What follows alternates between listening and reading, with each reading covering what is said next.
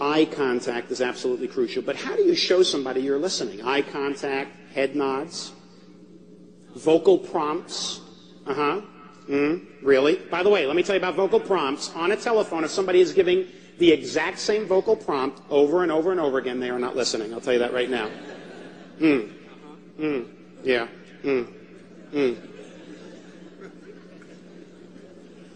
The R is respond.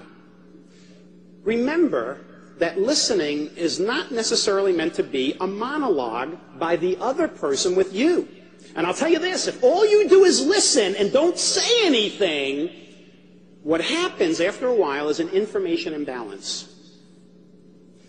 Person talking says, wait a second, this person's starting to know too much about me. I don't know anything about them. I don't know where they stand. And they start feeling uncomfortable. Even though you are listening, if you are not participating and responding, discomfort happens. So responding is feeding back, clarifying what was said, paraphrasing what was said, adding something to what was said, bringing it back on track, using empathy statements. By the way, empathy statements, if you have a child, this is great for children. Child comes home, either something bad happened or something good happened, and they want to tell you. One of the best things you can do is an empathy statement. An empathy statement is 3 parts. Tentativeness, right? Identify the emotion, and then put it in the context in which it happened. Let me show you how a child comes home with a report card. They're so excited, so excited.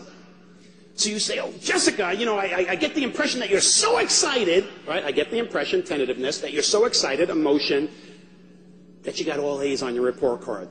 The context that caused the emotion. And I'll tell you, it especially works when people are upset about something. They come home, failed a test, broke up with their boyfriend or girlfriend. Sometimes they don't want to hear advice. All they want is a sounding board. That's all they want. That's it. And you could say, Virginia, I really sense that you're really hurt that your boyfriend broke up with you. That's all you have to say. That's called an empathy statement. And then all you do is listen and let them vent. Let them vent. The E in the caress is exercising emotional control. A lot of things cause us emotionally not to listen. Let's say we don't like the person. You don't like a person, you put a negative spin on everything they say and do. You like the person, you put a positive spin on everything they say and do. Am I right?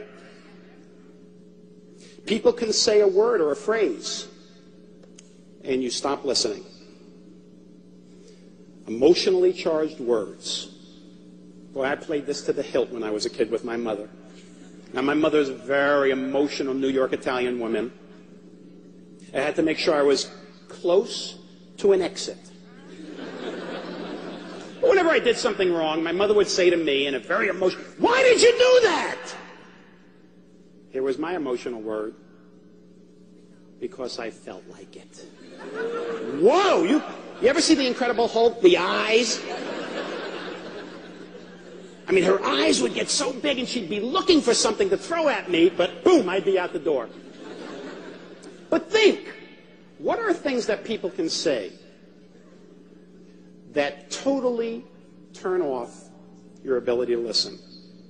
Off-color jokes, sexist remarks, racial statements, ethnic slurs. What? Understand what those emotional blocks are and work through. Why does it cause me not to listen? By the way, it could be politics. One side versus the other. But make sure that you understand your emotional blocks and exercise emotional control. The 2 S's at the end of caress. The first S is called sensing. S-E-N-S ing. And sensing, I've already talked about.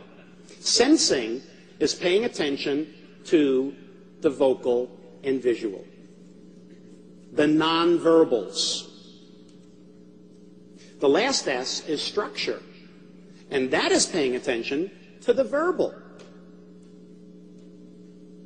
Structuring is being able to feed back to somebody the topic, the main points, the supporting points, priority, sequence, but it's taking the verbal content and being able to feed that back. That is a thumbnail course in listening. There's a lot more to it. That's it for day 8. Tomorrow is going to cover a skill that can drastically improve your effectiveness in any area of your life. See you tomorrow.